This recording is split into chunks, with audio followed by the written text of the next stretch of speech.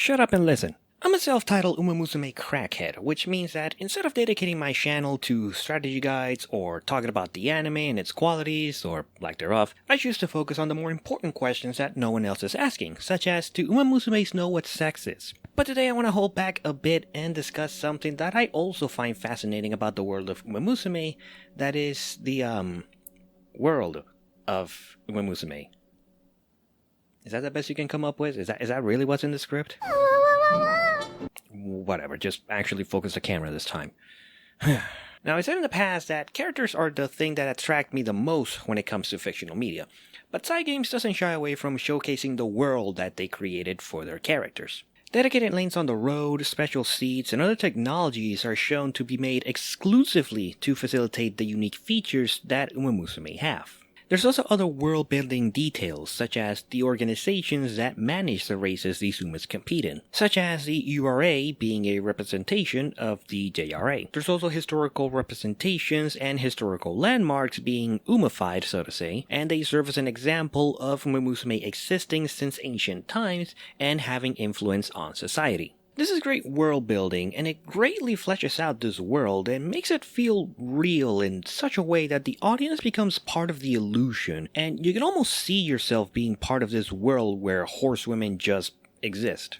Unfortunately, for a crackhead like myself, this just isn't enough. A world where horses do not exist just seems crazy to me when you consider how important horses have been to our society. Even though modern technologies have replaced them completely, horses are still widely used in agriculture and in parts of the world where cars just aren't a viable option, such as nature reserves. Heck, even in our modern metropolitan life, you can still see horses being used in law enforcement. I mean, who needs to militarize the police when you can just put a cop on a horse? That shit's way scarier. There's also the issue that we are seeing Umamusume through the lens of thoroughbred horse racing, as it is the main focus of the franchise. Take, for example, one of the moms of Special Week. The one that gave birth to Special Week was obviously an Umamusume, as I'm pretty sure that's how biology works in this world. There's no mention of Spes' mom being a racer in the past, just like Special Week's dam, campaign girl, was just a broodmare who did pass away shortly after giving birth to him. Despite that, her human mom carried the wish of her best friend to help her daughter become the greatest Umamusume in Japan. Which brings me to the idea of non-racing Umamusume. Now, this isn't anything particularly new. In-game, you do have characters like Light Hello and Sugar Light, both Umamusume who aren't racers, whether they had a changing career or have physical limitations, but they're still kinda involving themselves with racers. I want to discuss the idea of Umamusume that have nothing to do with racing whatsoever. Let's snap back to reality. Whoop, there goes gravity. Obviously, not all horses are built for racing. In horse breeding, there's the concept of hot bloods and cold bloods. Now, if the term cold blood sounds confusing despite horses being mammals, it is because the horse community likes to have weird names for everything. Like, did you know the thing that goes inside a horse's mouth to control them is called a bit? Or how a nursing foal is called a suckling? Yeah, that's also what I call my bitch when they, it's a bad bit. Hot bloods generally refer to horses bred for speed and endurance, such as thoroughbreds. Cold bloods, commonly referred to as draft horses or workhorses, are breeds made to be slower but stronger. This is where you get your mix of light riding horses and your absolute units. You also get a mixture of the two with warm bloods. These are designed more for equestrian sports like dressage or show jumping. So, it's safe to assume that there are indeed Umamusume that do not engage with racing and possibly just exist in society like the rest of us, or there might be those that focus on more specific tasks. I know it kind of betrays the concept of Umamusumes being born to run, but even then, there's still other features that Umamusumes have that humans do not that would greatly benefit them, such as their strength, stamina, enhanced eyesight, and hearing. We can back up this claim thanks to the many stories that Taiki Shuttle has about her early life working at her family's farm and using her abilities to help others. There's also examples of Umas showcasing their strength, like Nishino Flower offering her shoulder to carry a human adult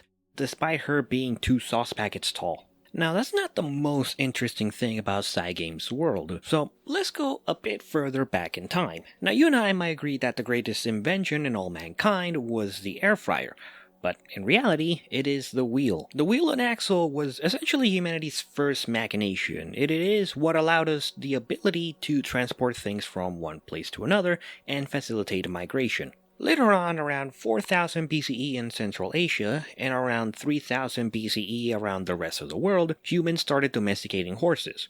So naturally, we put the two together and really got things going. However, there is evidence of some early societies using cattle to pull things like carts and such using the spoked wheel.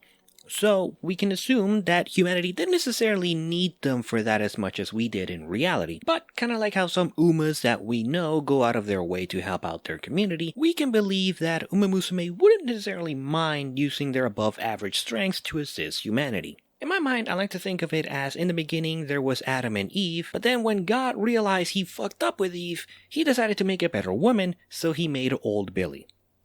For those who don't know, Old Billy is the world's longest living horse, having been verified to have lived 62 years. Before I get too far away from this point, I want to briefly touch on that domestication part. I believe that the simple fact that Umamusume can speak a language leads me to believe that humans didn't have a hard time in that aspect, or barely did anything to achieve it. Just like we evolved to have a larger brain and dominate this planet, Umamusume probably evolved from a primal stage, and natural selection led them to evolve in a similar way to easily gain the trust of humans.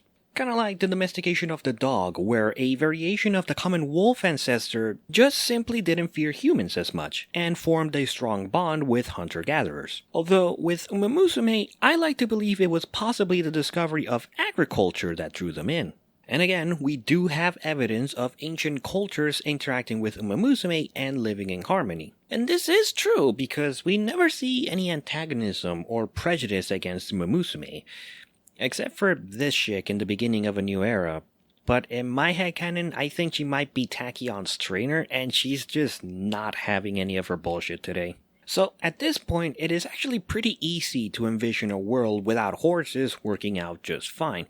But then there's the problem I keep having that I don't think many people think about in the concept of Umamusume, and I think this is the thing that severely differentiates their world from ours, outside of the obvious. Look at this photograph. Every time I do, it does not make me laugh. It instead makes me ask the question of, what the fuck do Umamusumes do here?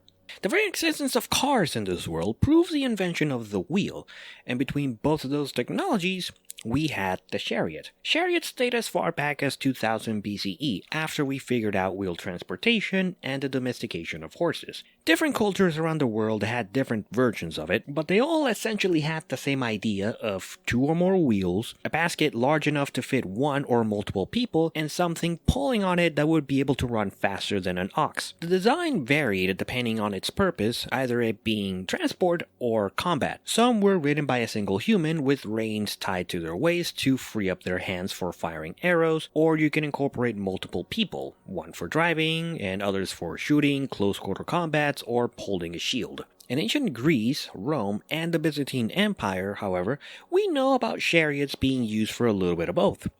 Sports.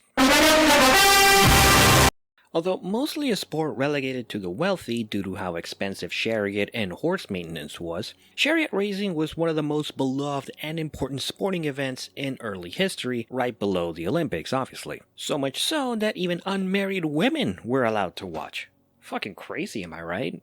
Chariot racing was possibly very beloved not just because of the excitement and thrill of competition that comes from watching a race, but likely because of the risk of grave injury and death the riders would put themselves in. Basically, this was history's first version of NASCAR. You don't care about the excitement and the thrill, you just want to see someone fucking die. Which is why riders were often people of low social status or slaves. This has nothing to do with the discussion, this is just to reinforce the fact that humans suck. Trust me, it will be relevant later on. So, how can we look at chariot racing in the lens of Umamusume? Could there have been teams of Umas pulling on a chariot and bashing into each other? Or could there have been just pairs of Umas running in tandem? Well, we can solve this conundrum by actually looking at a race in both realities. In our reality, races involve a human giving commands to a horse to run and maneuver in a certain way. Umamusume combines both things together, forming a being that is capable of running as fast as a horse and as intelligent as a human, thus eliminating the concept of the rider or jockey to be the human element and just having the trainer as the human element. So we can assume ancient chariot races just didn't happen or didn't happen in the way we think of. The chariot is just simply a method for the human to safely command the horse to run. And because we realize we should value human life at least enough to continue making money off of them, we naturally put more armor around the chariot to better protect the driver. Obviously, this came at the cost of making the chariot too heavy for one horse to pull, so 2 or more were needed. With Umamusume, you not only don't need to maintain a bulky heavy chariot, you also don't need multiple horses. And you're also removing an extra human that you have to pay. Ancient profits. Ignoring the other problematic aspects for a second, this could have been humanity's first realization of the true potential of Umamusume and discovering that Umamusumes are born to run. Now, as to how that would look like, I don't know, but I could imagine your average Umamusume race, but possibly having some light armor to protect them from the very sharp corners of the famous Roman Circus Maximus. I mean, try triggering Professor of Curvature there, you'll probably just die. I do also think you would have interesting characters at that time, like, could you imagine the heated rivalry between Bucephalus and Incitatus? That'd be pretty sick. There's probably way more we can dwell into, but most of them aren't that important, or there's just not enough evidence that we could go off. And you could probably guess as to what that subject is, and honestly, I don't think I'm well equipped to tackle that subject, or if there really is an answer to that question. Basically, don't ask Aishin Flash what Umamusume did between 1939 and 1945. You know what, fuck it, I am gonna tackle that question anyways. Surprise, surprise, like I said earlier, human beings are trash, so obviously we've used horses in warfare. We've used them for millennia, chariots, heavy cavalry, and light cavalry. And even after we've completely replaced them with tanks and other motorized vehicles, we still use horses during World War I and II for light cavalry and transportation of supplies through rural areas. War is inherently in our nature, that we can't deny. I don't like to quote people that aren't real, but the sniper from Team Fortress 2 put it perfectly. Long as there's 2 people left on the planet, someone is gonna want someone dead. See, Matt Pat, this shit's easy. I'm coming for that ass in, Congress or whatever the fuck you're doing now. So, conflict is definitely in our blood, but is it in the blood of the people in the fictional world of Umamusume? You would hope not, but unfortunately America exists. Yes, we could blame all the problems plaguing our world to the United States of America, and we typically should. The existence of guns also confirms that conflict does exist in this world. Who the fuck gave Tokaitewa a rifle? Rudolph, what the fuck are you doing, dude? And while it sucks to admit, it is true that some of the technology that we have today came from their prior use in warfare. And a world with technology very similar to ours, there is room to believe that major world conflicts could have occurred in this world. But were Umamusume involved in any of them? Hi, I'm in a different corner now, because fuck continuity and fuck you. I think I know the answer, but I want to preface this with I don't really have solid concrete evidence for any of this. This is just a gut feeling from seeing everything that we do know about their world and our reality. So what did Umamusume do between 1939 and 1945? Nothing. They ran. Because Umamusumes are born to run. How do we know that? Because we love them too much. The evidence for this claim is right in front of us the entire time. Every new season, movie, and manga starts with that reminder, and it is the solution to our question, which wildly differentiates this fictional world from ours. Ancient hieroglyphics, the Moai statues, the motherfucking Statue of Liberty.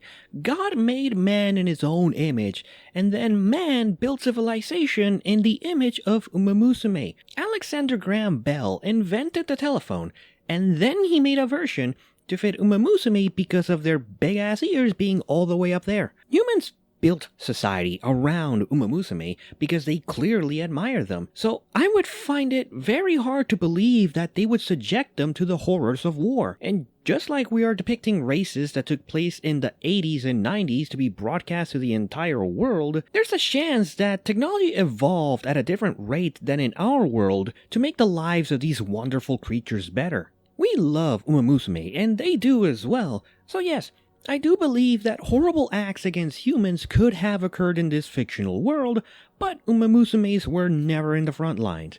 I'll even go as far as to say that there's possibly even less conflict in this world than in ours. What do I have to back up this take? The fact that they're all women. Women make about less than 50% of our population worldwide, and according to the Food and Agriculture Organization of the United Nations, as of 2024, there are an estimated 56.2 million horses in the world. So imagine adding that number to the estimated 4.1 billion women in the world now. Probably not much, but because we have such a high level of admiration for them, we would see eye to eye on a lot more things. This one is probably just me, but I believe the more women in the world there are, the better the world will be.